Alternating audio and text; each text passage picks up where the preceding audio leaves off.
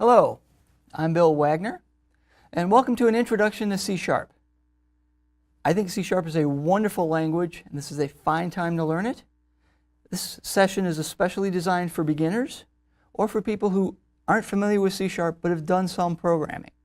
So we're going to be looking at ways to learn C#, to get used to the language, understand the syntax, experiment with it, learn quite a bit, and play with it. So let's go ahead and get started. So first, this is the opening paragraph from the C# spec. So it just says that C# is a simple, modern, object-oriented, and type-safe language. So a few keys from this. I want you to realize that if you've used C, C++, Java, or JavaScript, learning C# will be relatively easy because the syntax, the structure of it, is going to be similar. All of those languages have very similar structures. The other thing about it is this simple, modern, object-oriented, and type-safe.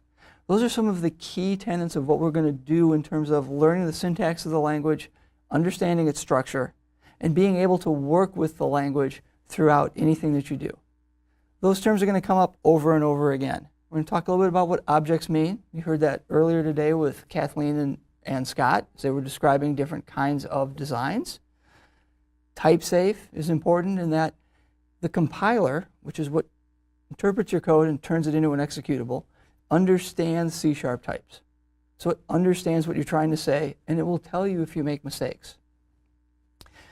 That simple and modern, that's a lot of what we try to do when we're designing the language, in terms of making it as simple as possible to work with. So it's as simple as possible to get your programs to do what you want them to, rather than interpreting them wrongly and start to make mistakes. And modern, we continue to make investments into the language to keep it modern and to make it easy to build the things that you want to build now. We'll see that more in the second hour that I work with, where I show you what's new in the language. But for right now, this session, I'm assuming you've never seen the language before. So let's get started. Here's a little bit of why I want you to consider C#. This is a list of Stack Overflow's most popular technologies in their 2017 survey. And if you notice, C# is fairly close on that list. We're up there, fourth, among some other very popular languages. On this next slide, this is Stack Overflow's, from the same survey, this is their most loved technologies. And again, C# is on that list. A fair number of people who do work with the language really like working with it. And what that gives us is a community of people who really like the language and a large community. C# is one of only 2 languages that are on both of those lists. And that's our job, to keep that where C# is, and hopefully maybe move it up a little bit on both of those lists. So what I want to do in this hour is give you a reason to start learning the language and some tools to start experimenting and learning the language. And with that, we're going to spend just about the rest of the time playing with the C# language, learning its structure, and getting some of the initial hurdles out of the way, and give you a path to start from you've never seen C# and I want to learn the language, and give you the tools to do that. So I'm going to show you, this is on our doc site, which Scott and Kathleen mentioned. And if you look at the C# guide, one of the things we have right now that we've just added is C# Quick Starts. These are tutorials that you can run in your browser running C# to learn the language. So I'm going to start with this Hello World lesson. And in this session, we're going to run our first program. We're going to do some things to declare and use variables. And let's just go ahead and start here. So when I run my first program, we'll give you some instructions as to what to do. We'll give you an editor over here on the right, and I can go console.writeline. And we'll say hello.NET conf. And when I press the run button, what we're going to do is we're going to send that code back to his server. We're going to compile it and run it, and you'll see the output down here at the bottom of our page. So you get to experiment and play with the language. This is live code, live editing. You can do whatever you want. Add another statement to say Welcome to C Sharp.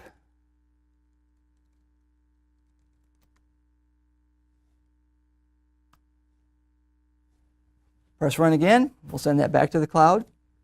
Run that and execute it.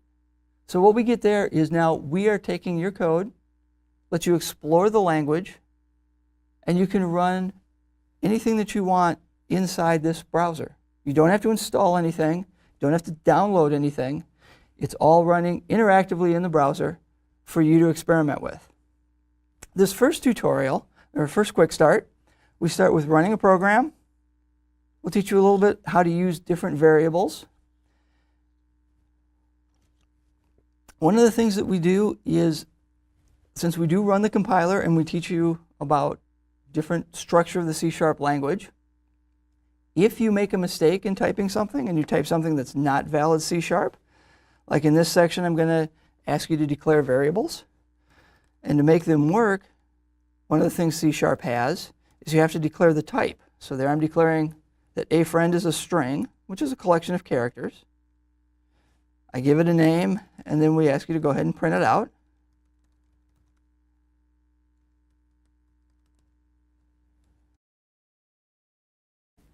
But if you happen to make a mistake, and maybe you forget to declare the type,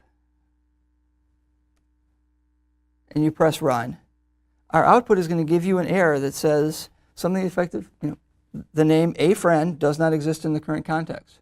So you tried to use a variable, a friend, but you didn't declare it. And our tip on these is that anytime you see this, this is the compiler telling you that something that you typed isn't something that the C# compiler understands. So you need to understand the grammar of the language, work with the grammar of the language, and get those to work a little bit more in tune with what you're trying to do, and understand how the compiler understands what you're typing, and work those through to get the syntax correct so that the compiler understands what you're trying to say. As you work through the quick starts, you can do them in order. Each one has a check mark that will keep track for you of what parts of the tutorial you've done, which parts still need to be done later. You can skip around though if you'd like. We also enable you, if you want, you can copy the code to try some things. Paste to bring the code back into the editor. Run different portions, see the output, and experiment on your own.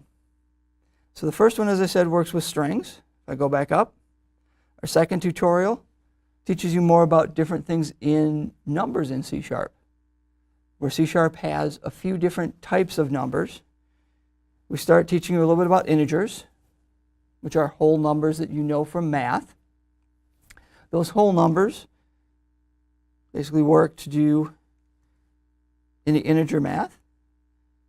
And one of the areas that we teach you about here is that when we're working with with whole numbers, we start to do things like division.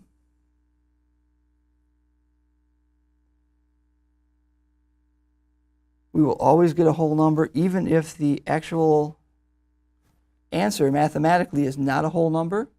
Integer division rounds down. Just like math, you can put parentheses around any of the operations. You can combine multiple operations in one statement. And the order of operations matches the mathematical rules that you're probably familiar with, where multiplication and division take place before addition. We can explore those. A couple interesting things about any programming language is that, unlike math, where we say if you have numbers, they go on infinitely, either positively or negatively, one of the things that is important in a computer representation is that we have limits. There's only so large of a number that a machine can store. And any numeric in C# has a constant that tells you those limits. So you can see range of integers is negative to yada, yada, yada, to positive to whatever, whatever, whatever. And one of the interesting properties of any programming language is that if you run beyond those limits, as I would do here by starting with that max value and adding more numbers to it, we'll get what's called overflow. So if you look at the overflow error, you can see that here I get, for an answer of adding 3 to max int, instead of mathematically max int plus 3, what you actually get is minimum int plus 2, because we overflowed and kind of wrapped around, sort of, you can think of a circle of all the possible integer numbers. So we kind of wrapped around them, and we get this very tiny number. That's what's called overflow or underflow. We can do that in either direction. If we want to work with much, much larger numbers, like in scientific applications, there's a type in C# called a double, which is a double precision floating point number. If you took mathematics up through some of the higher math in high school or college, you're familiar with scientific notation. Double works somewhat like that, but those notations are in binary. And double allows us to get that greater precision in terms of getting fractions and decimals. And one of the other things you can explore here is you'll end up being able to explore rounding error with a double type. Doubles will enable you to only have so much precision. Just like we learned in science class, when you measure certain things, there's always a little rounding error. And if you keep working with them, you end up with some smaller and smaller and accumulating errors. So we let you explore that just a little bit. And all the way along, anywhere in here, this is a live editor. You can explore and do whatever you want. Add more numbers, do more math, come up with other potential things to try. Everything is live and will work. The last one that we discuss here in this is fixed points, which is higher precision, but a little bit smaller range, often used in financial calculations. And the last one that we're going to look at in terms of our quick starts, we've got one about branches and loops. This is one of the key concepts in C# or any programming language. If you looked at all the steps that I wrote so far, they all execute one after the other. So you're going to do the first step, do the second step, do the third, and so on. Now once we see something like an if statement, what we're going to do is we get conditional execution, where what we're going to see is I'm going to make a test. You can see I'm testing if a plus b is greater than 10. And when that happens, I'm going to write out a message. Well, if I change the value of b and make it 3, and now when I run, you can see now I get no output. Okay, that's that branching logic. I've now put something together that says, okay, only if this thing is true, then execute the next statement. That's a very, very important concept in any and all programming. At different points in a program, you're going to make decisions based on conditions of variables that you're looking at, or of conditions in the outside world, what day it is, what day of the week it is, what time it is, weather reports, you may be checking other conditions, and what have you. If statements enable you to branch based on those conditions, and every if statement also contains an else clause. So we can then take one of two different branches depending on a condition.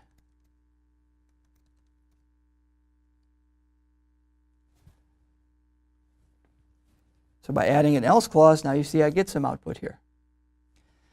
And in addition to working with if and else, we can do some things where we repeat operations. One of the key reasons we like programming and working with computers is because what we're going to do is we can do computations or perform operations very, very quickly. And we can perform them very repetitively without making mistakes or without making new and different mistakes. So here I'll add the code that we've given you as a starter. And we'll have to scroll down here a little bit to see this, but you can see I take this counter that starts at 0, and I say that give it a condition of while that counter is less than 10. I write a message. And then this last line is new. That's what's called an increment operator. So I add 1 to the value of the counter. And when I do that, well, now I loop back through up into that while statement. I check to see if the counter is less than 10. And then I walk through each one of those again.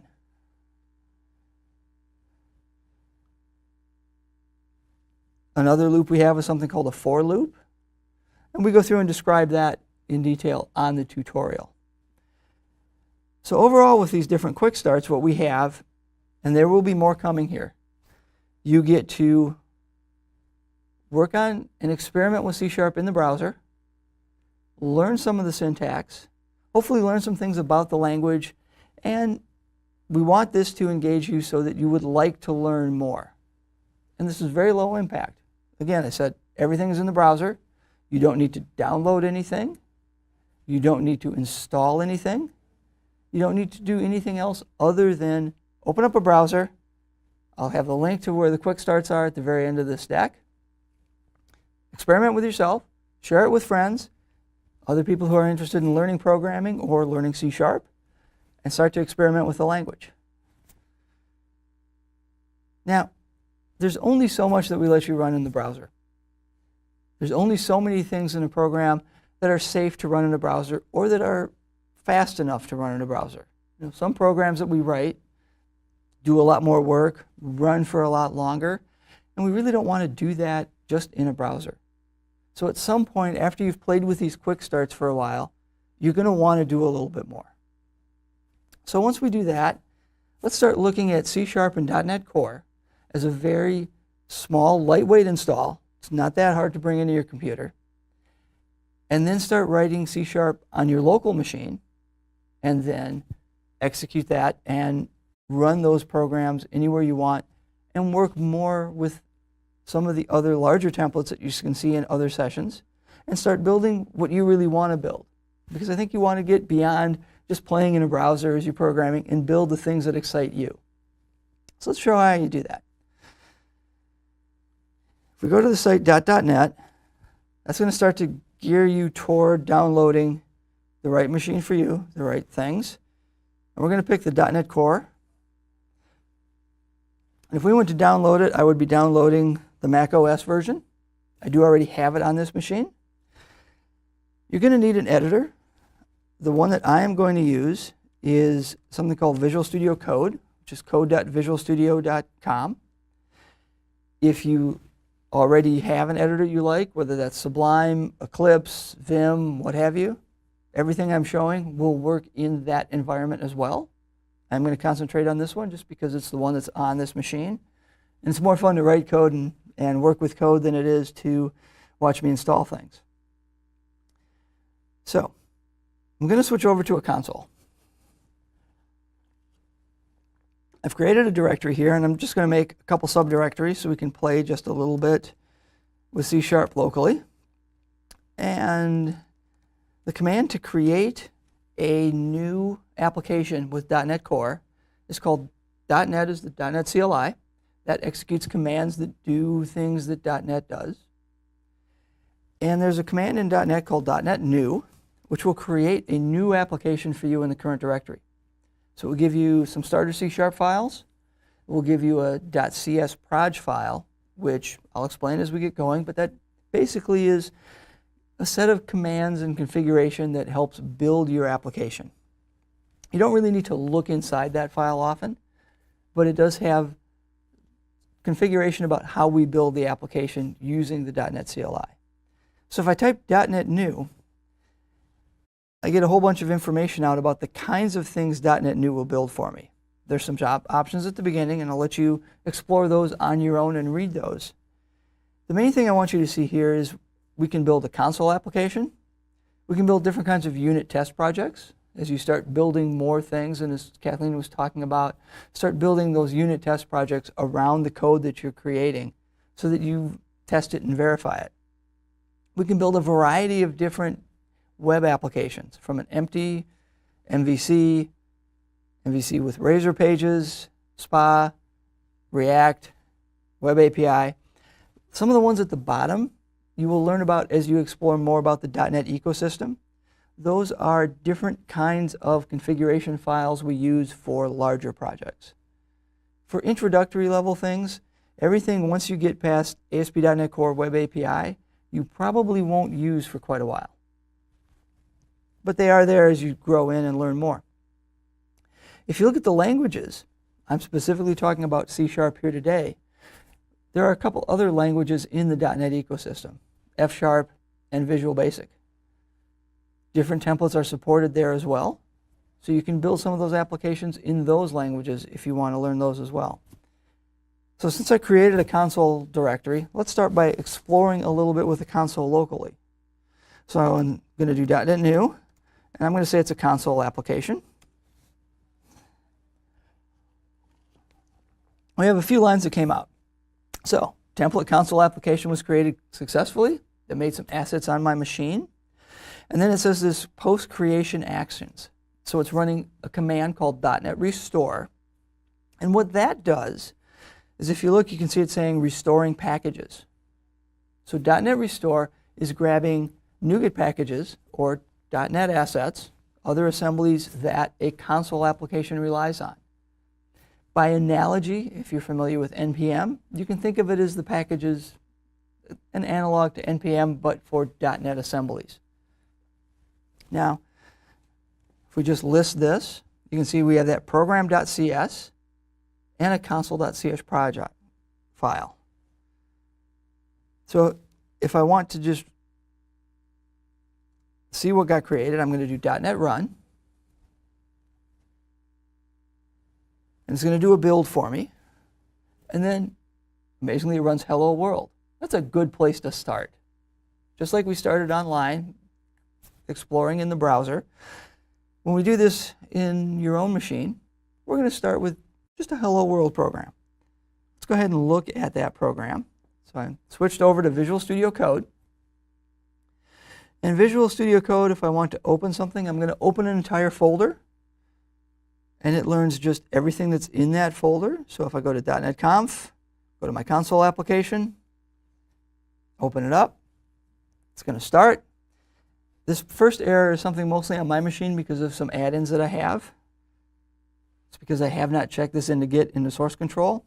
The second one is one that you're going to see when you load an application in Visual Studio Code on your machine.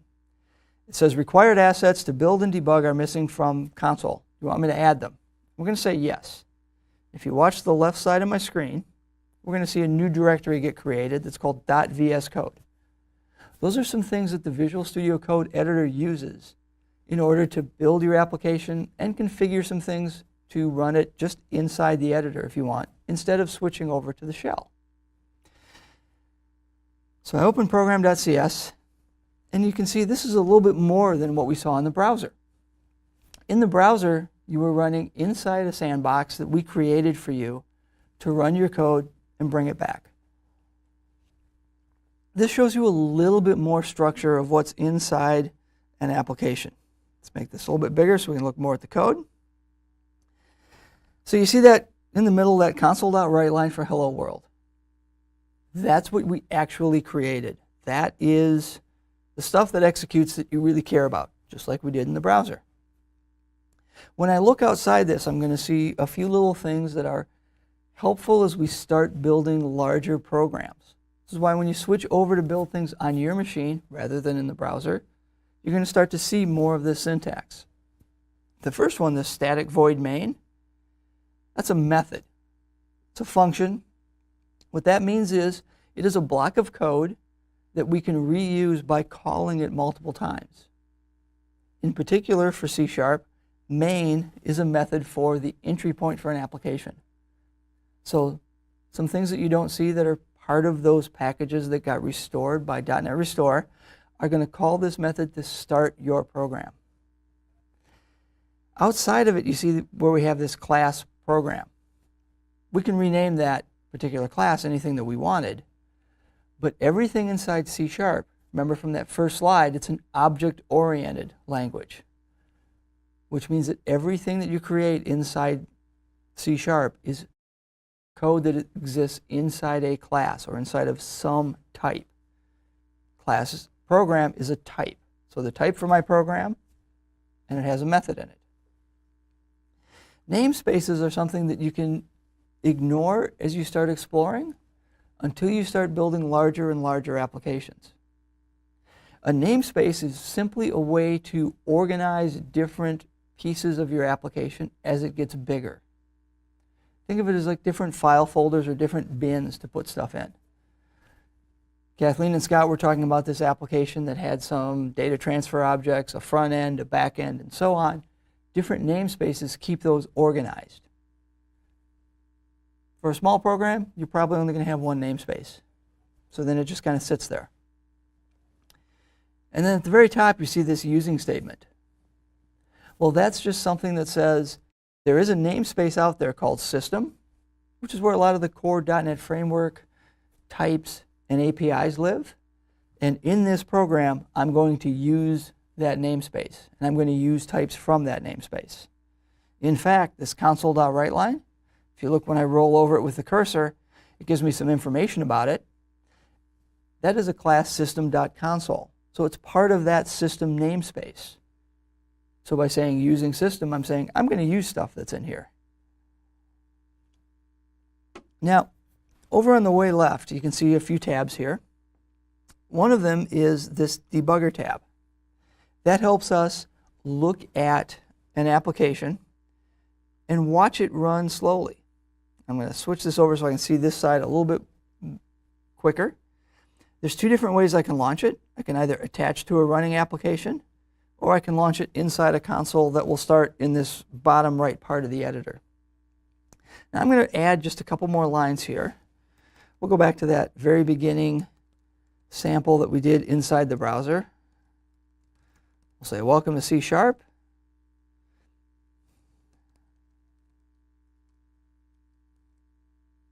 And that we're writing some code on our machine.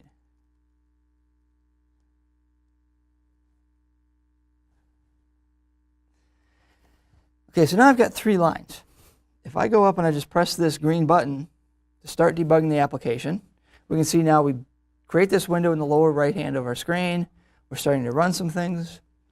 Did a build, and you can see that we looked at and printed out those 3 messages.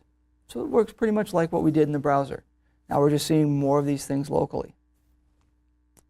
I'm going to slide this over a little bit, and we're going to show you some tools so you can really explore the language and watch how execution happens.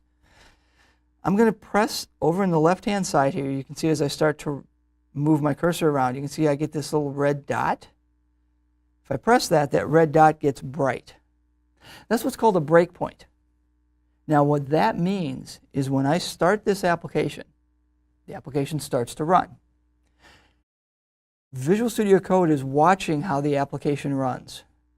And when it gets to that breakpoint, right there at line 8 where that red circle is, execution is going to stop. It's going to move from my application running, and it's going to stop inside Visual Studio Code and show me exactly where my application is. We'll get to these variables a little bit on the left in a second, but right now I'm just going to hit that green button again. It's going to do a build. It's going to start, loading some symbols, and now you see that little yellow mark over by where that red circle is. If you look in this output window, there's no information at all in that output or debug console. Up at the top, I've got buttons that help me control the execution of my application. The second one here steps over to the next line. So if I press that, you can see that yellow arrow moves to the first line of the program, the first console.writeLine. I'm going to press it one more time. And now if you look in that debug console, you can see hello world was printed. My program is executing one step at a time under my control. And it stopped, waiting for me to do the next thing. I press it again. It says welcome to C#. Press it one more time, writing code locally. Press it again, and we're all done. We've hit the end of that method, that main method, and our program has stopped executing. So this is a neat way just to explore what a program can do. I'm going to slide over here back to where we were looking at with our quick starts. And let's now look at that branches and loops sample, because that's where we start to get some interesting things that could happen. I'm going to copy this first one where we have that if and else. And let's put that inside our main method here. And for people first learning to program C#, I encourage you to try something like this once you get far enough that you've installed your favorite editor, whatever it happens to be.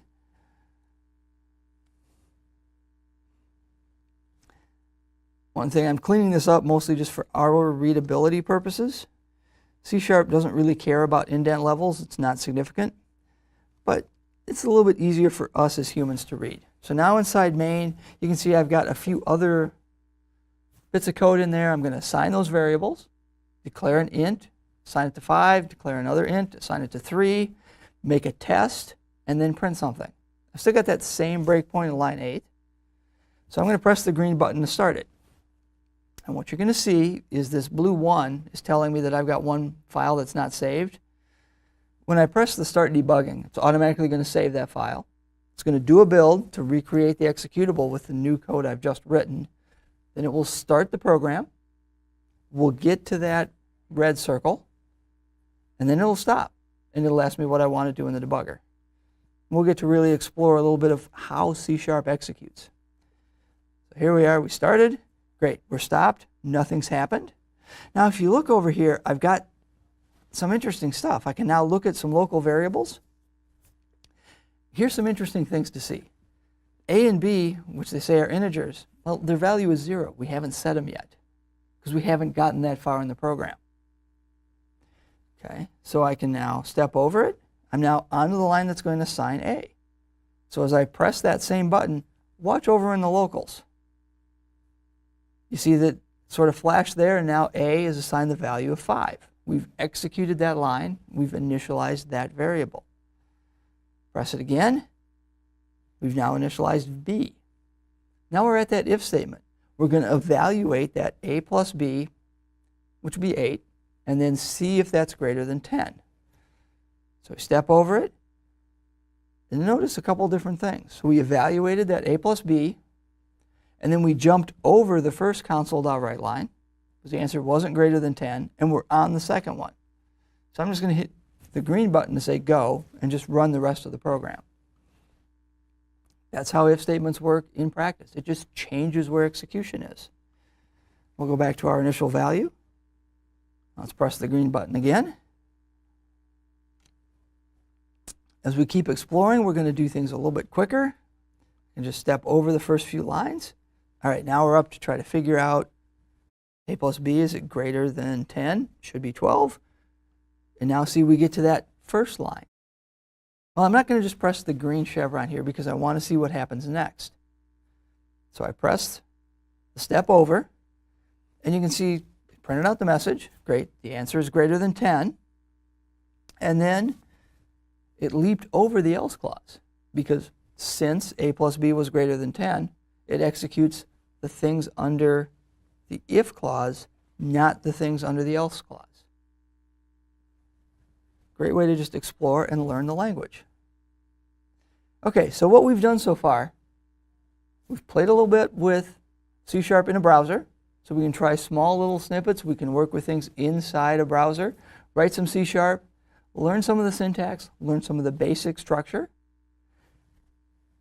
Go ahead, bring down and install .NET Core. You'll notice I'm working on a Mac here. .NET Core works on Mac, Windows, and several Linux distributions. Explore using your favorite editor. I happen to pick VS Code.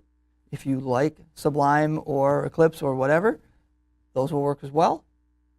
Play with it, explore the language, have some fun, and see where you can go next. So a lot of different ways to explore. Do we have any questions? I'm hoping as people get started working through some of this and trying to figure out where this is going. But we can add anything, and as you get going further and further, what I would encourage is you want to learn the language is any of the tutorials that you work through online, if you want to really see exactly how different parts work, you can copy them into one of your local environment and run it there. So I'm going to pick one of the slightly longer, later ones, where one of the last things that we do is we work on combining loops and branches to try to put different parts of a tutorial together.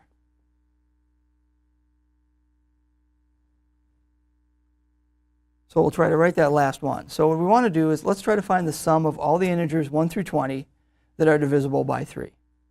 So if I could do this online if I wanted. And a few hints are that modulo operator, which is part of this tutorial, shows you the remainder. If gives you a condition. And a for loop can help us repeat some steps through 1 through 20. All right, so if I'm going to go for some int I, and we're going to start it at 1. I is less than 20. And then we're going to increment I. And then inside that for loop, I want to see, is this number divisible by 3? Well, if I, and we'll use that modulo operator 3, if that is equal to 0, that's going to mean it's divisible by 3. And then I'm going to need to do something to say, oh, I want to add something to a sum. So let's go up above line 1. This is a true editor. I can do anything, insert lines anywhere I want. And we're going to start the sum at 0. And here I'm going to then say sum equals sum plus I. And then when I'm done doing all of this, I'm going to just say console.writeLine sum. And we'll run. And then as we get the number back, we see 63. Okay? I would hope that's right. I think I may have gotten that right correctly. But let's work through it in some of the richer tools that we have and do it locally. So I'm going to copy that same code. We'll put it here inside Visual Studio Code. I'm going to format this again just because I really want you to be able to see some things in a nice way.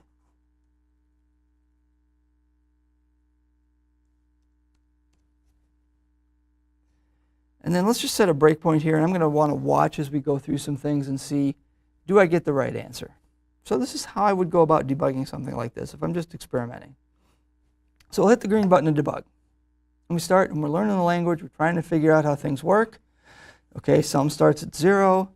That's good. I'm going to start through. All right, I've initialized sum. Awesome. Now I'm seeing I. It shows up. It's now in scope. Okay, I'm going to increment I. It starts at 1. And I'm going to run this test to see if 1 is divisible by 3. Okay, should get the wrong answer there. It should leap forward and then go back into my for loop. Awesome. We're incrementing I. You can see it's kind of highlighted there with that I++. All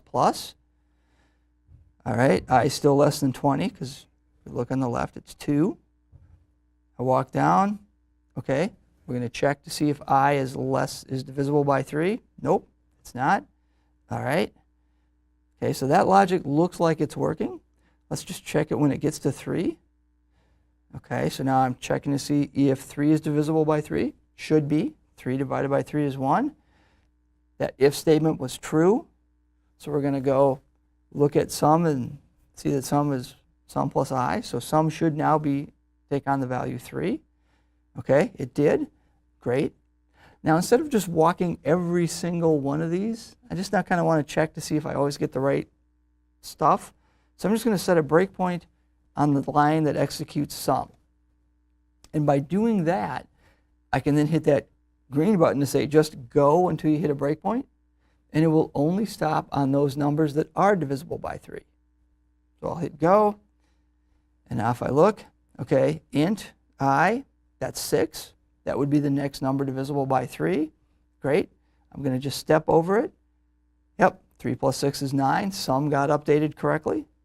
I'll hit go. Okay, I is now 9. We're walking through this step by step. Okay, 9 and 9 is 18. Okay, I'm starting to feel like I pretty much got this algorithm correct. Nice way to explore. And when I think I really got it, I can remove the breakpoint.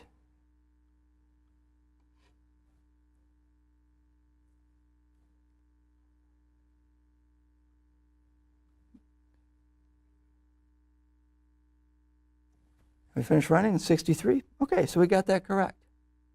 So let's look at the different things that we've learned today. We can run in the browser.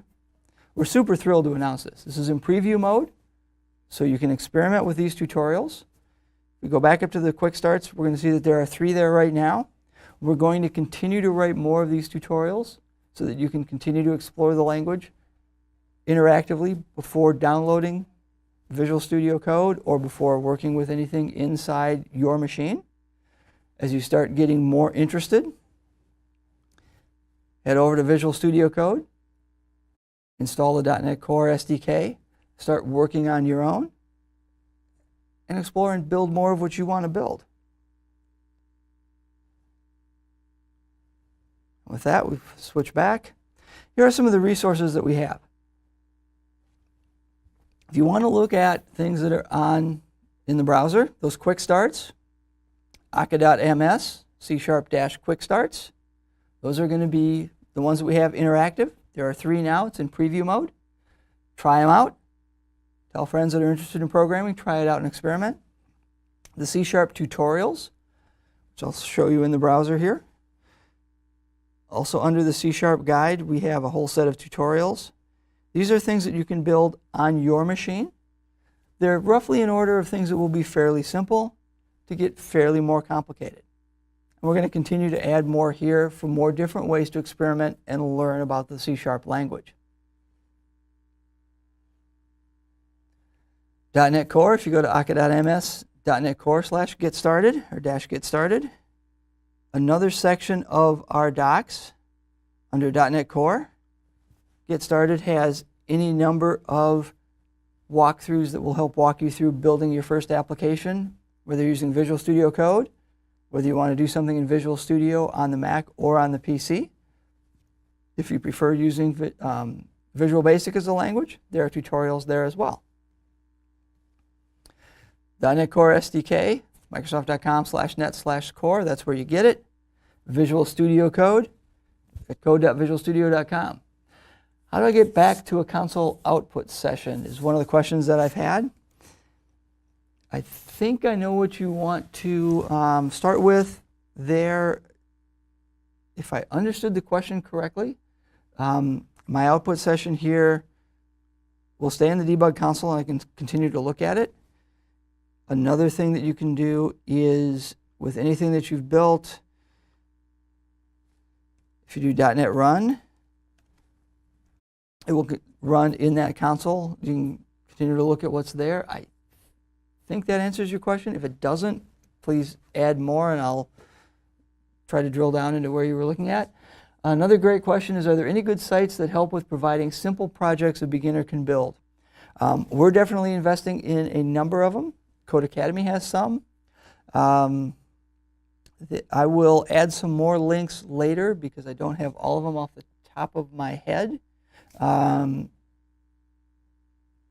trying to think if there are any others that I remember right now. I don't. I would have to look further, and I will add some things in the comments after this session. So if you're watching this online after it's been recorded, look down there and you'll see links.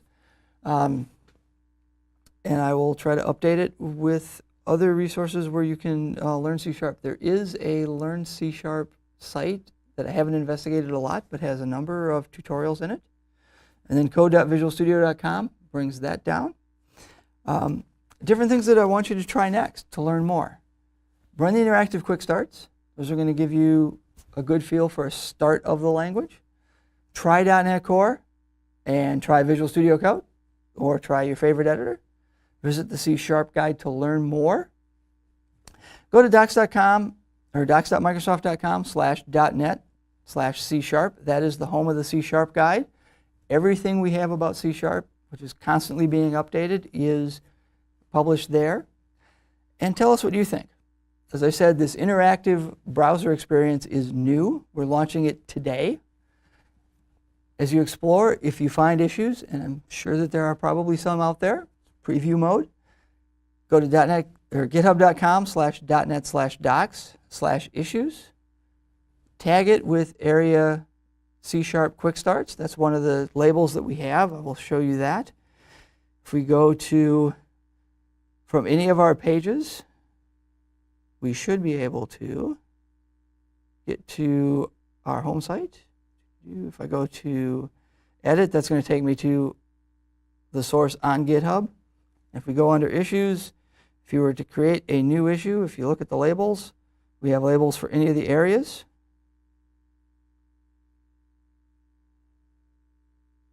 And C# Quick Starts would be anything for the interactive. Another one, if there are tutorials that you want us to write that would help you learn different things or areas you find challenging, create an issue and let us know. Scott and Kathleen both said, these are open source docs. We really want to listen to your feedback and provide the guidance that you need to create great F# or C# content. Help us out by writing issues on things that you want to see.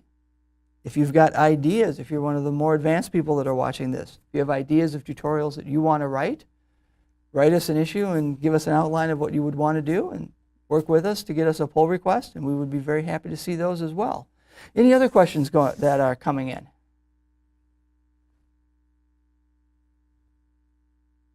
No. And with that, I think we will take a short break, and we'll be back with the second session for people who have already worked with C# and are ready to explore what's new in the language. Hello again. Welcome back to .NET Conf. I am Bill Wagner, and in this session, I'm going to show you what's new in C# 7, in C# 7.1. And the way I'm going to do that is we're going to look through a bunch of the features, and we're going to do it by upgrading an application to make use of those. So let's go ahead and begin. Let's start with a feature overview of the different things that are new in C# as of version 7. The things that I am going to show you today is we'll look at pattern matching and tuples. We're going to look at the default literal, which is a C# 7.1 feature. We're going to look at task returning main methods, also a C 7.1 feature. We're going to look at local functions in a couple different scenarios that I think you're going to want to incorporate into your code. And if there's time, I'm going to do a little bit of a forward-looking discussion into non-nullable reference types, which Mads showed in the keynote that will be coming with C# 8. Now that's not the full list of new features. Some of the other ones that are in C# 7 or 7.1 that I'm not going to discuss today are out variables, discards, ref locals and returns, more expression-bodied members, throw expressions, and some numerical literal expression enhancements. Now, the reason I'm not going to show those is that what I really want this particular session to be about is some practical advice to take your applications that you have now and introduce the C# 7 features into those applications. So what I'm going to do for the demo is I'm going to take two of our tutorials on docs.microsoft.com that walk people through some things that you can do in C# that were written as of C# 6. And I'm going to look at those and add features that make sense in those applications that came out in C# 7 and 7.1. Rather than trying to jam every new feature in, I'm going to discuss how and why you should add features into your applications that the language team has added. What we're going to end up with is the applications will be slightly smaller, a little bit more concise, and we'll add a few new features along the way. And we'll show you how you can leverage those new features in your applications in ways that are natural for what you're doing. So these features didn't make sense in the two apps that I want to upgrade today, but I want to make sure you know that they're there. And if you're not familiar with what these features do, what I want you to do is look at the build session Mads Torgerson and Dustin Campbell did from the 2017 build, where they do go through every single one of the features and explain what they're for and what they do. And then you can see when these features fit into your application. So the first demo I'm going to do, we're going to upgrade a couple things to C# 7.1. What I'm going to start with is an application that's one of our C# tutorials. I'm going to run this to begin with, and we'll start to look at the code, and then we'll go ahead and upgrade it to C# 7. This application is a tutorial that teaches people about LINQ, using what I think is a really fun little application that is based on a magician's technique. So magicians that work with cards have practiced a long time to shuffle cards very, very carefully and control the deck. So the key piece of this particular algorithm is I build some structure that looks like a normal 52 card deck, and then this query right here builds the deck, and then I go through a set of loops to take that deck and I shuffle it by interleaving every single card. So let me explain this visually a little bit, and it'll be easier to explain, and then we'll go back to the code in a second. So what I would want to do as a magician is I want to cut the deck exactly in half, 26 cards on the top, 26 cards on the bottom, and then when I shuffle it, I'm going to interleave every single card. And by doing that, I control where every single card in the deck is. So I'm going to change which one I do, because there's two variations that a magician will use. One is called an inner shuffle, where the top and the bottom cards stay the same. And one is called an outer shuffle, where the top card from the bottom half becomes the top card in the deck. The reason I want to switch which one I do is the inner shuffle, which is the one we'll demonstrate here as we walk through and upgrade this application. It takes only 8 cycles to get back to the deck in its original order. An outer shuffle takes 26, and that's the one magicians will often really practice with. So I'm going to run the existing application just so you can see what the output is. It's a .NET Core app. It's doing its thing. It's going to fire up a console for me. And then right now it's doing a build.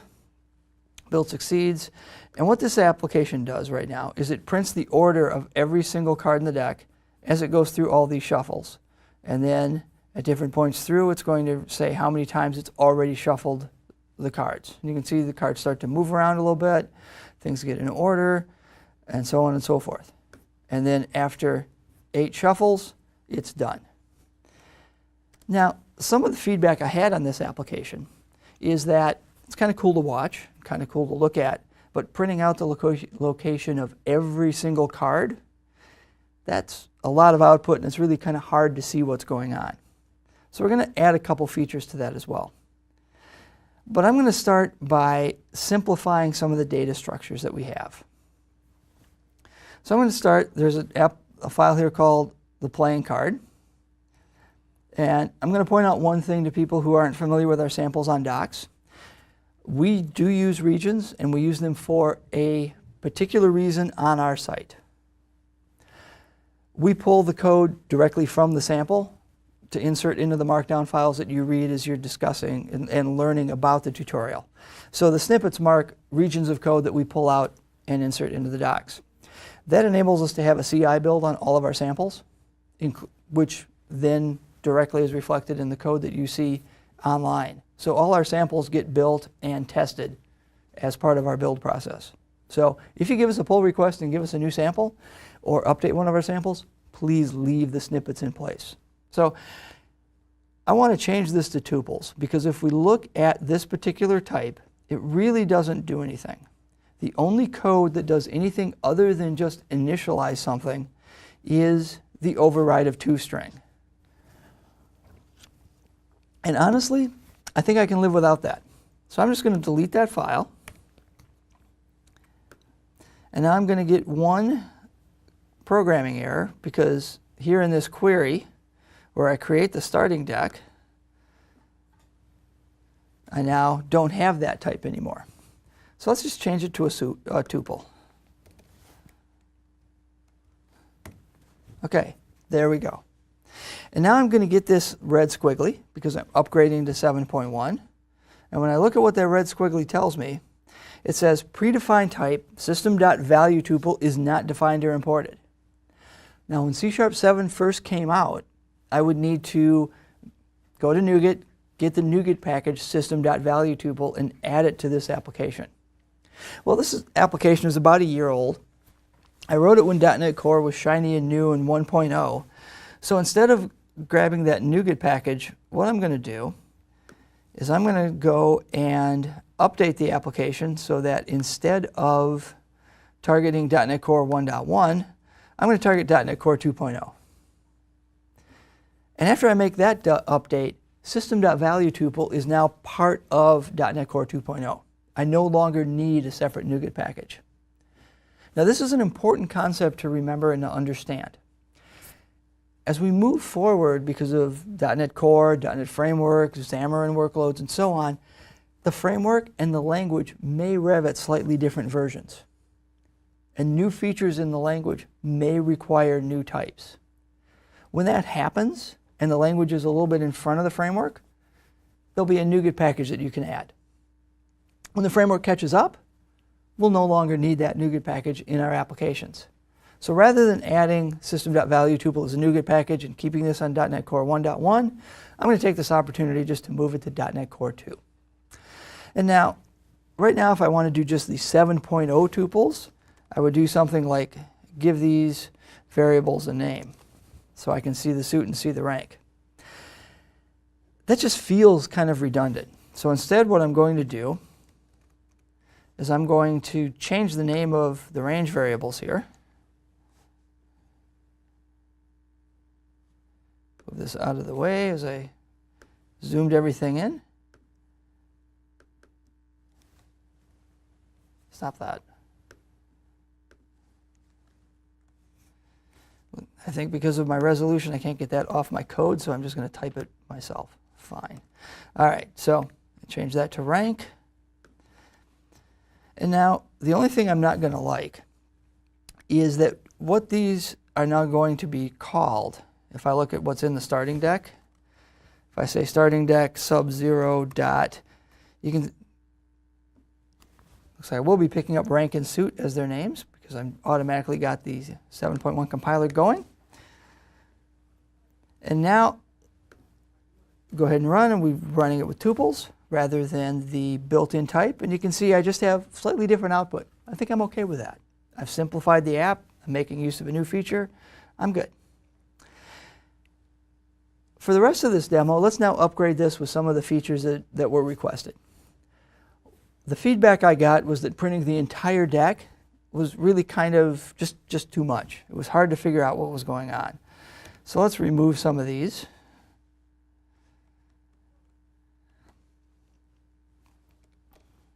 And what I want to do instead is I want to print just a sample of the cards that come out of each shuffle. So let's start. I'm going to define a method. And I'm going to say I want an enumerable of int, because if I'm only going to print out some cards, I need to also print out where they are. So I'm going to write a method that returns the indices of different cards. And that's going to be a method called findCard. I need to pass in a deck. And we'll start by finding all the aces. Or excuse me, all the aces. So I'm going to do rank.ace. So we'll print out just 4 cards. Find where all the aces are. Go over to this method, control dot. We'll generate that new method. Press F12. There we are in my brand new method.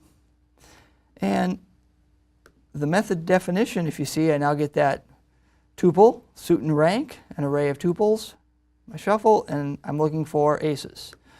It's an IEnumerable method. So what we're going to do is we're going to do a for index starts at 0, index less than the size of the array.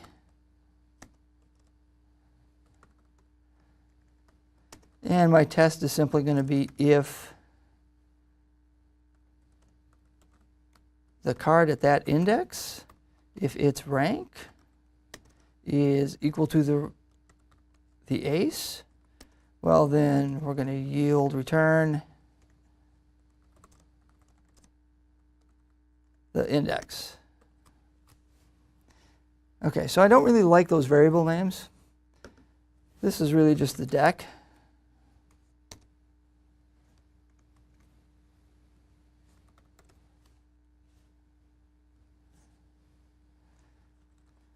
And as we add to this, I really don't want to call this variable ace. We'll call it the rank that we seek.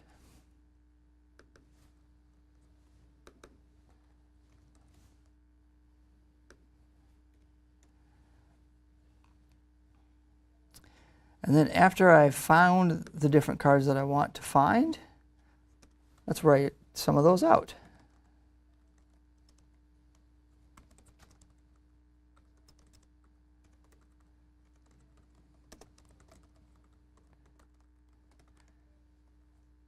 And we'll use the C#6 feature for interpolated strings, where we're going to say the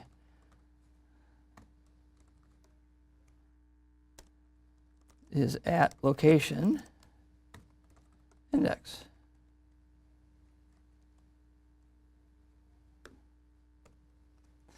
I want to do that after each shuffle as well. Let's just add a blank line here just to point out that we're starting at the beginning here. Then we'll shuffle them. After each shuffle, we'll print everything out again. Let's see how far we got on this part.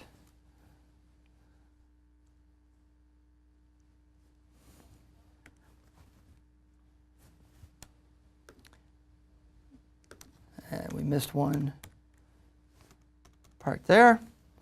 And one question that's coming in as I do a build and just test this is, do I need to install .NET Core on a PC to do this? And Kathleen's or Scott's examples, as there is a .NET framework already installed on any PC. Yes, .NET Core is a separate thing that you install, as is the .NET Core SDK. If you install Visual Studio, .NET Core is one of the workloads that you can install along the way. If not, you can run the .NET Core installer separately if you want. The reason they are separate has to do with some of the design decisions for .NET Core. One key .NET Core feature is that the CLR and such travel along with the app. So if you want to install different applications on the same PC, if you use .NET Core, you can have different versions of the framework and the base class libraries running for that PC. Whereas if you're using .NET Framework, because it's a Windows component, all the applications will be running against the same target framework. Okay? So yes, if you want to do .NET Core things, you do need to install .NET Core as well as the framework. So far now we've got a nice little bit where we're looking at just where the aces are. We have a nice little sample there. All right, so let's expand this a little bit. So looking at just one thing is fine, but let's say what I really want to look at now, let's say that another thing we might try is I want to look for all the hearts. Let's start with the beginning one as well. And we'll change that to say I want to look at the hearts.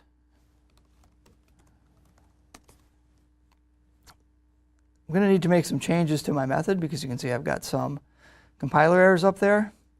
Now I could write another whole method. I could start to really do a lot of different work and try to say, okay, so different overloads with different things that come in. And I can see where this list of feature requests is going to go. And I think that's going to cause me a lot of pain over time. So what I'm going to do instead is I'm going to leverage pattern matching, because really what I'm doing is if I want to find cards that match a certain pattern, looking for a particular rank or looking for a particular suit is basically a pattern. It doesn't rely on types. It relies on just some property or some set of properties about a card. So let's change this to an object that I'm going to call my filter. And then to make that first part still pass, I'm going to say if filter is rank, and we'll clean this up with a few sets of braces just because we know that that kind of stuff leads to bugs. And yes, I know I didn't use it inside. We'll clean that up at the end. So now I've tested that first pattern. And a couple nice features here in C#7 that we have is notice the is operator works on value types. Rank is an enum, just has those 4 values, clubs, hearts, diamonds, and spades. Or excuse me, rank has ace through king. And I can assign the variable as well as just test the is. So I test the type, and if the type matches, I'm going to assign it to a variable. Well, let's write the next one. Else, if filter is suit what we're going to do is copy this for the moment. We're going to clean it up later as I introduce another C#7 feature. And here I want to look for a different suit, match the different suits. Okay. And now I've created a second pattern where I'm looking for suits in a particular part of the code. They're in a particular part of the deck. So we can try that. We're going to get a little bit more output, but you can see I see the locations where all the suits are.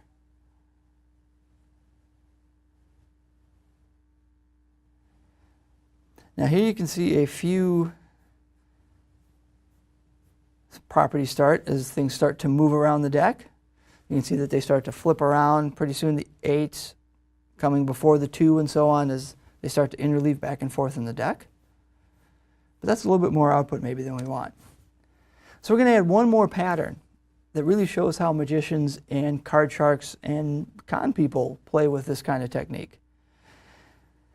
Since patterns really aren't based on types or aren't based on particular variables, but can in fact be based on anything that I want to test about a particular variable. Let's say I want to find all the face cards. So I'm just going to define this string constant to say I want the face cards.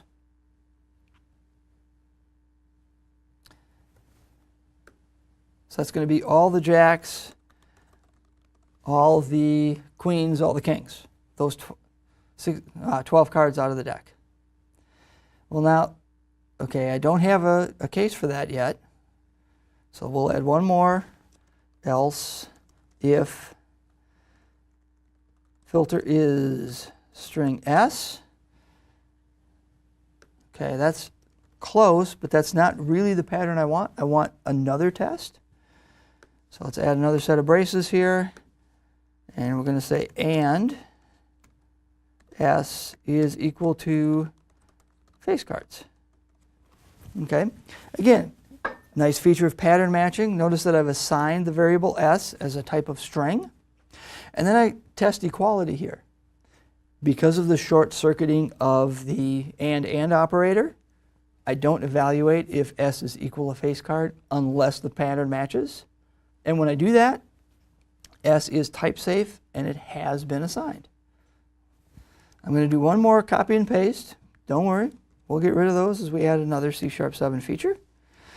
And here now we're going back to rank, and I have two tests.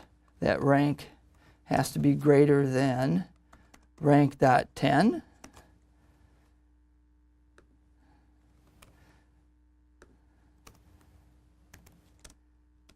And deck sub index dot rank has to be less than rank.ace. So if it's greater than a 10 and less than an ace, it should be a face card. Cool. There we go. So now you're seeing Jack, Queen, King of clubs, diamonds, hearts, etc. And here's one of the tricks that card sharks can use. If we scroll back up, after the second shuffle, at a certain location in the deck are all the face cards. So if you deal from the right spot or if you cut it at the right spot, you get nothing but face cards for your hand. Really nice trick. All right, so I've added the features I want. But let's say that this code is a little bit uglier than I would like. In fact, it's really ugly on two different sets. First, we know where this is going as developers. We've now added a couple features, and we know there are going to be more. And in fact, one of the links that I'm going to give you at the very end of this talk is where this sample is. After I've upgraded the sample, if you have other ideas of filters you'd want to implement, go ahead and send us a pull request. I'd be happy to see that. So I'm pretty sure this if else thing is going to grow. Well, let's change that to a switch. So I'm going to switch on filter, and I'm going to have three cases. I'm going to have case, rank, rank. I'm just going to have a rank. We're going to have a suit. I'm going to break on that one, and I'm going to have a case string s when s is equal to face cards. Okay, there's some red squiggles there on rank, which we'll take care of as I remove some of the code that I'm going to be replacing to put inside here. So if it's a rank, well, now I'm going to move this code inside up here. If it's a suit, we move this part up inside that section. And if it is a string, we have this constant set of code inside there. All right, and then I can get rid of these if nested else things. So that's one of our other pattern matching syntax, is you can use a switch statement when you have a lot of different patterns and you're going to do different kinds of things. So now we have this loop here, and I still don't like this. We'll just run just to make sure I didn't break anything. Okay, looks like face guard still. I don't like this because there's a lot of repeated code. You saw me copy and paste it. You probably felt bad. I did too. Let's fix that right now. If I look inside these for and if statements, the only thing that is different is that if and the condition inside that if. That looks a lot like something I can solve with a lambda. So we're going to go right here, and I'm going to introduce a lambda, then I'm going to make a func. The things that I might be testing would be a suit, a rank, and I want to return a Boolean. And that's going to be a predicate. And just because I want to initialize it, I'm going to use the default literal and say, okay, it's going to be assigned this value, so it's definitely assigned. Before C# 7.1, I would have to do default open parens, func, suit, rank, bool. That's a lot of typing. I don't like to do a lot of typing, especially because that isn't going to help your understanding of the code. If I just put a semicolon here and say, yep, it's the default value, you can look at that and pretty much understand what it means. You know what its type is. And I'm going to click my little light bulb, and you see I have two options here. I can upgrade this project to C# language version latest or C# language version 7.1. So there's a new property that I'm going to show you in the second demo that I upgrade for language version that has a number of different versions that you can pick. So as Mad said Monday, C# 7.1 shipped with the latest upgrade to Visual Studio and the latest upgrade to .NET Core SDK. By default, it's turned off. By default, you're getting C# 7.0 behavior.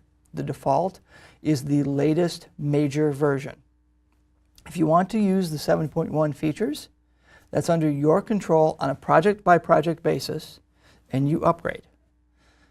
Right now, I know I'm upgrading to 7.1, so I'm going to specifically pick 7.1. And as soon as I do that, you can see my red squiggles are going to go away.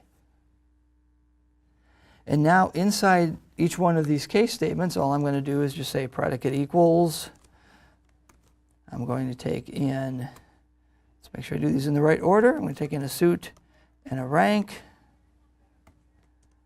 And I want to return rank equals the dec subindex dot rank.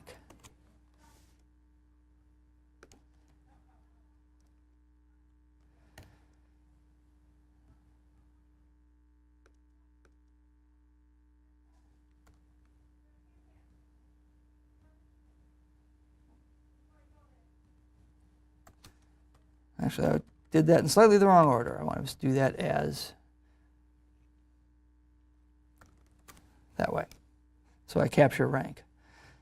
Here where I have suit, we're going to say that the predicate is, it's going to take suit, we'll just say S and R, and what I want to test is that S is equal to the suit.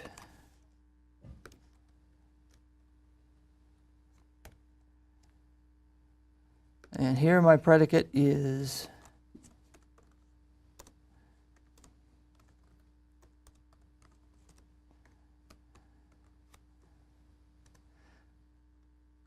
where r has to be greater than rank.10 and r has to be less than rank.ace.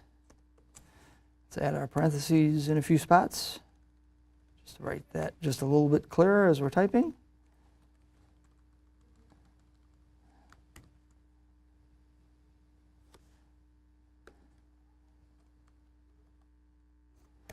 And you can see I cannot use s because s was the variable I assigned to my string. So I'll just change this one up here just so that we can keep these predicates a little bit consistent.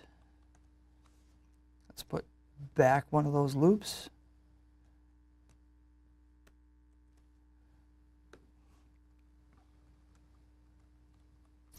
I'm going to copy the one loop down here, and I'm just going to say if predicate of dex sub index dot suit and predicate index sub index dot rank yield return index. So now I've cleaned that up noticeably a little bit more. I've now got just initializing that lambda just once, depending on which case I have.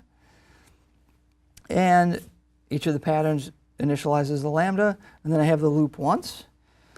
It helps me spot one bug, is we should probably have a default where we're just going to say predicate is going to equal, we'll just print out every card there.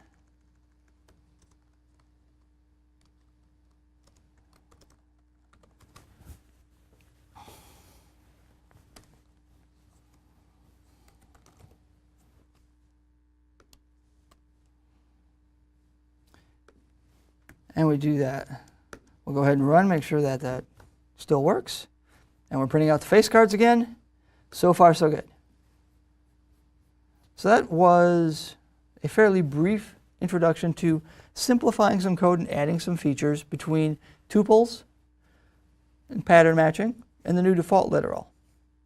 A couple of the keys about this for places to look in your code to leverage these features is if you notice that the type that I replaced with a tuple didn't have any behavior. It simply held values and had a toString. Okay, I can do that with a tuple. I get a default toString, but I was okay with that. It didn't have any behavior that I really cared about. Good opportunity to use tuples. And if you look, the feature that I added with pattern matching was because if you think of finding a few cards in a deck of cards, it's all based on patterns. We could add others here to say find the one-eyed jacks, find the red queens, anything else that might be part of a common game. Find the 7s and the 10s, whatever it might be. Find all the cards for a euchre deck if you're from the upper Midwest. Any of those are possible things you could add, but they're not necessarily based on type. They're based on different properties, not C# properties, but general properties or observable things about a variable.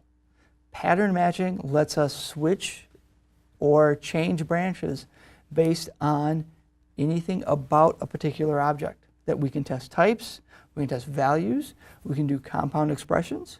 It's a very, very nice way to do some of those. Now I'm going to upgrade one other application that has a very similar, it was written about the same time, and we'll show a couple of the other features that we can use in upgrading an application. Okay, this application is the teleprompter tutorial. So if I run this tutorial, what you're going to see is this application loads a text file and then writes out each word after a pause. So it's meant to be something like a teleprompter that you could read at a particular pace that you liked. If you want it to go faster, you can press the greater than key, and each time you press it, it'll speed up. If it gets too fast, you can press the less than key and it'll slow down again. Rather than read everything, I'm going to go ahead and just get it up to its maximum speed. Let this finish. And then we'll upgrade this one to C# 7.1. And the two things I'm going to show here is a couple very useful applications of local functions and our async main, or task returning main. So I'll go ahead and just stop that rather than watching it roll through. So if you look at our main, right now I've got a void main, and I wasn't even using all of the extra code that Mads showed on Monday with the get awaiter, dot result, and so on. And anyway, it's ugly. We don't want to do this.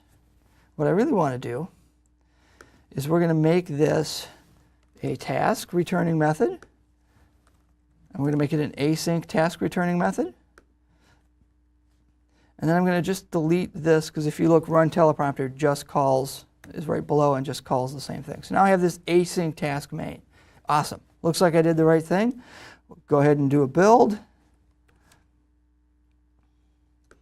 And my build failed. And I wanted to show you this because if this is the first thing you do when you upgrade a project, the error might not be obvious until you think about it for a minute. So I didn't get any red squigglies on static async task main, which is good. It was one of the signatures that is supported.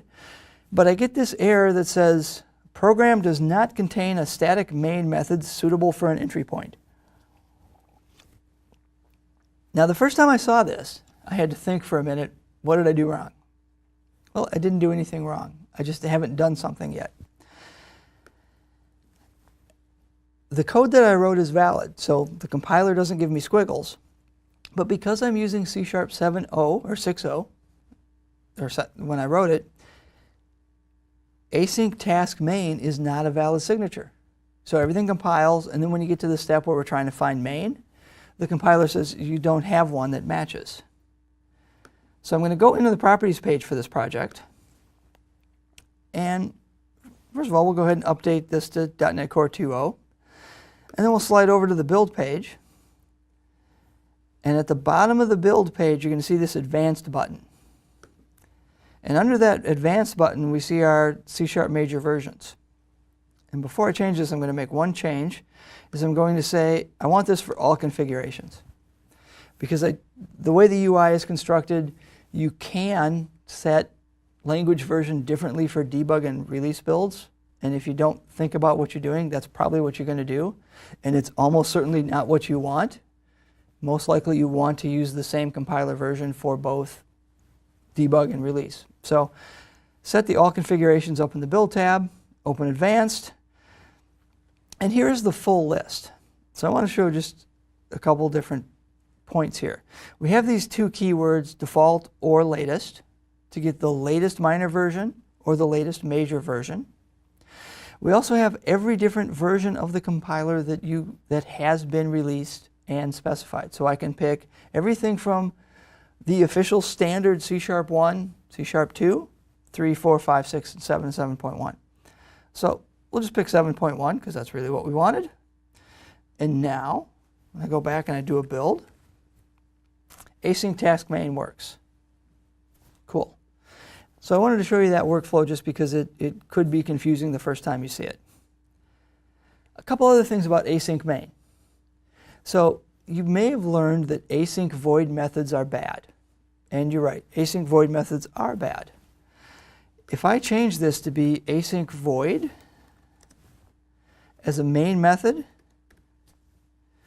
I get program does not contain a static main method for an entry point. The new feature for task returning main, so that you can use async, specifically disallows async void. So if you decorate a method with async and it returns void, you can't use that as your main method. And the reason is it can't be awaited appropriately by the code that gets added. So it has to be task or task of t if you had int. It has to be task of int. I could also make it a task of int. But if I were to make, say, task of string and return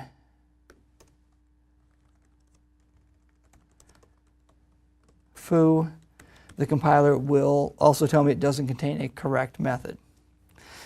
And now I get a warning that it has a wrong signature to be an entry point. So we'll just leave it as task since this one didn't and does not return anything. in particular. So there is a little extra checks on main. It can't be any async method. It must be an async task or task event. Now, the other two features that I want to add is down here in a couple of the utility methods. Effectively, how this application works is it starts two tasks. One reads the file and writes it out word by word after looking at a delay and doing a task.delay for so many milliseconds. The other task watches for keyboard input to see if you've pressed either of the keys to change that particular delay. So, going back to, and I'll come back to some questions that are showing up that were on the first app. I'll come back to those in a bit.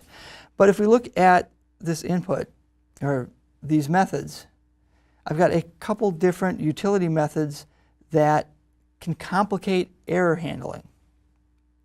So one of them is some async task returning methods. Now, I'll leave get input alone, but if I look at read from string, if we look at our show teleprompter or get input, if it would turn out that this config object is null, this is going to crash. It's going to do some bad things as soon as it tries to call config.updateDelay. So I'd like to do some checking there, and I would say if config equal null, then I'm going to throw a new argument null exception, and I'm going to say name of config. Now, the problem with this, because it is an async method, is that what will happen is that exception will not be observed until the task is awaited. That makes things hard to debug. And the reason for that is the C# compiler builds this whole state machine around async. Bob Tabor is going to do some things on an async workout. We'll learn more about that in a session this afternoon. But what that means is you'll get back a task, and until you await that task, you won't be able to observe if it is running successfully or if it's faulted.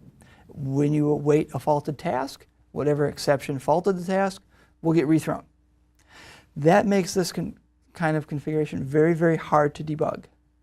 So what I want to do is I want to kind of remove that async modifier from my public methods, make this method that does all my error checking for parameters and invalid arguments or possibly invalid state on an object, and make that method synchronous, and then make it return a task that's created from an async method once I've done all that validation. Now I could do that before, but that would introduce a new private method. It kind of makes everything a little bit bigger. It bloats the space of your class. And I really only intend for that internal method just to get called once. So instead, I'm going to write a local method, and what I'm going to do is I'm just going to say return get input impl. And now I just have to define that. So that's going to be an internal async method or a local function. It's async. It's going to return a task, and it's get input impl. And it's going to do the work that really is async here. So I'm going to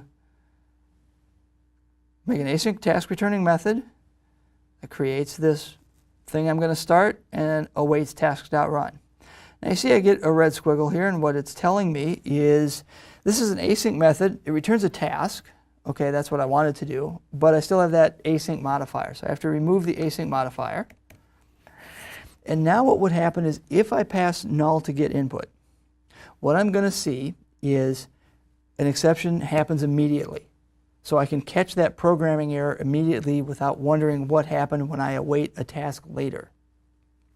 And then I have a local function that's kind of just hidden inside this get input method.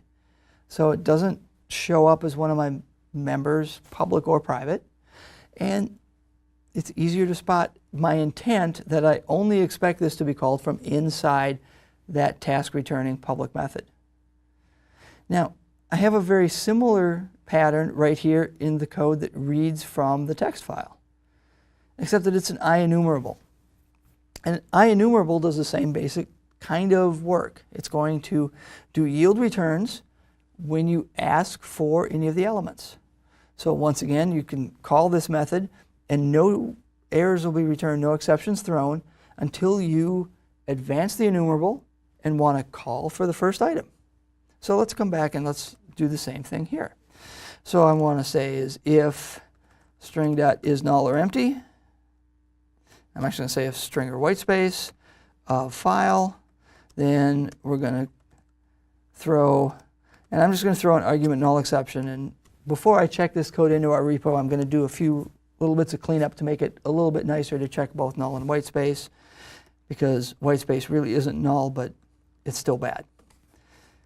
And then I want to return a read from impl method. And now I have to define that again, and that's going to also be an IEnumerable of string, read from impl. And that's going to declare the string, do all the usings inside of it, so on and so forth. Let's make sure we pick the right brace. And again, same basic pattern.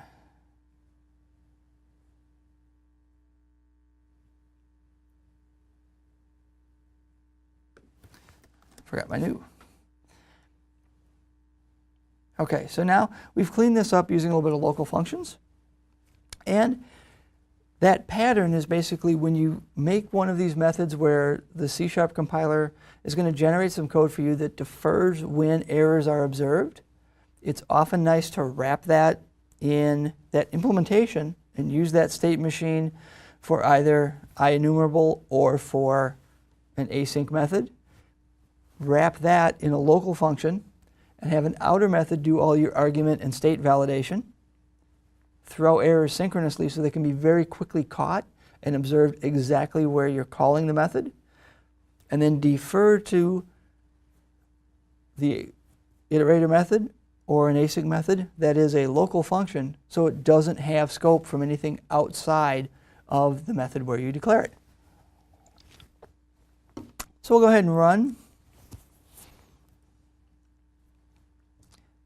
And as long as I can type correctly, we should have everything working exactly the same way. We still see our console apps. Push this together, and we'll run that at its fastest pace. So now we'll go ahead and just stop. So there's a few features from 7.1. So I'm going to lead back. One of the questions that came in was I was working on the first demo is, why is it important to assign that predicate to default? I could just assign it to null. I sort of got in the habit of using default more when there were more, some things were structs and, or possibly, especially with generics where some things may be a struct or it may be a class, and null won't work for a class type. So I'll often use default. Other places where we can use that default without the full type could be argument or other areas. So admittedly, that's probably the one part of the demo where you don't necessarily need the new feature, but I still kind of liked it. All right, so that's upgrading some things to 7.1. So now I'm going to spend my last few demo minutes doing something similar to what Mads talked about Monday, where we have non-nullable reference types. But I want to address a couple of the questions that came in after Mads talked, and I'm going to show that same preview, but I modified Mads' demo a little bit. So what we're going to do is I'm going to talk about some code that hopefully maybe you've written, especially if you take care in how you write different code. I'm going to start Visual Studio while we chat about this. Hopefully most of your code is going to do things that where you test for null anytime that you work with it, because then you'd be better than most programmers out there. So I will open up the preview that I wrote that I updated some of the code. And what I did is I took Mads' person demo, where he looked for Miguel's middle name, which didn't really exist. And I made a couple changes to it so that null is never valid. And in fact, with static analysis, we could check and make sure that null never actually happens. So I used an initializer here on the, let's make the code just a little bit bigger. An initializer here for the middle name property so that it's initialized to NA, and then I'll only set it to something if non-null, something non-null gets passed into one of the constructors. So you can see I did for checking the middle, I have an if not string is null or white space, middle is middle. My other one where I send it in, I sent string.empty, which is not null. I probably should update this to pass in that value of n/a. And if you notice as you look through this program, even though I have the preview where we have the non-nullable reference types in it, there's no warnings whatsoever. I don't have a single squiggle. Now, that's important for the design of this feature and what it means for your code. Part of the reason for saying that our normal types, string, some object, anything that you define that's a class type, without that question mark operator would be a non-nullable reference type, is to encourage its use. If the language design went the other way and you had to annotate types, there would be a tremendous amount of work to get to this world where null isn't a valid value for a type. So there was a strong desire to make your existing code suddenly become non-nullable reference types. And then the rest of the syntax really followed from that really big goal, so that let's be as nice as we can and help you find places where you may actually have a mistake that could cause null reference exceptions, because we know they happen. I made some modifications to this, which is all of 45 lines, including some of the white space. And we could look at it and prove that null can't get in. But as soon as I make one change, now I am going to start to see I can't convert null to a non-nullable reference. Okay, well now I have to start making a few changes. I put a question mark there. Okay, and if you note, now I've gotten rid of most of these because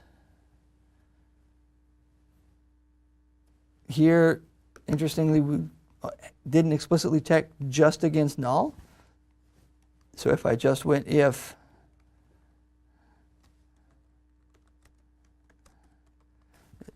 checking just against null, there it goes. If I left it in here, which still works, I get my errors here, and then I have to just go add the damn it operator, which this is still really new, so I'm not sure exactly where it goes. I have to think about it myself. Okay, so the idea is if your program is really well formed, hopefully you don't have anything to do. If static analysis says there are things that may be null, you might have some work.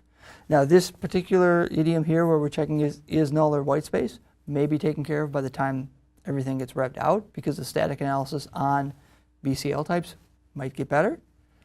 But the goal is by turning this on where your code is already correct, you shouldn't have anything to do. Where your code may have null reference exceptions, there might be some work. And again, very early preview, definitely a lot of work still to do to get this even up to where the straw man is, and see what kind of feedback we get and what kind of reaction we get. So that's really the idea behind the feature, is to help find problems and bake finding those problems right into the language. So with that, let's sum up on what kind of things that we've worked with. Here's a whole bunch of resources. This would be the screen you take a picture of, or pause, look at it, and save some of these links. 2 articles on docs.microsoft.com for what's new in 7.1. The 2 tutorials I updated while we were working. Over the next couple weeks, I will put a PR in to introduce the code that you saw here today. The C# guide, docs.microsoft.com, .NET C#, everything about C# on docs.microsoft.com. Akka.ms/non-nullable. That is the straw man proposal for non-nullable. Comments are welcome. C# language, that repository contains all information about different features that are being proposed or implemented for future versions of the C# language. It's a good one to get familiar with, look at, and you can see what things are being discussed. The language design note meetings are there. Specs for new features are there. Status of the new feature implementation or proposals are there. Have fun. And lastly, github.com/.net/docs. The code that I worked with today, at least the starter, is already there. I'll be opening up a PR with these fairly soon, and you'll be able to get the code that I'm working on. One person from the community found a couple interesting optimizations in the card shuffle algorithm, and I have a couple PRs from him that I need to review and merge before I put my C#7 version up there. And I'm really grateful for him to add that and to give us that contribution. And again, for you, it's open source. We want your feedback. We want your updates where you have them. And we want what you can add for us. And with that, what I want you to do is look at your applications, and as you're coding, start thinking about these new features if you're not using them yet. Where appropriate, as I did today, add those features into your application. You don't have to make it a task that sits on your Scrum board and we have to update everything and add all these features immediately and rewrite my app. No. As you code now, start to develop those new habits. As you're doing some refactoring, maybe update some things to make the code smaller and more concise. Adopt those new features where they increase productivity for you on your applications. That's what we want to do for you, is to make you more productive. And relax. Like I showed on that non-nullable, backwards compatibility is very important, and we're going to do everything we can to not break code that's working, but help you find errors that might be escaping your vision right now. And get involved. Some of the links that I had are for our public repos, where we invite comments, we invite discussion, we invite new issues and new ideas, and we value contributions. And with that, thank you very much, and I hope you're enjoying .NET Conf, and have fun.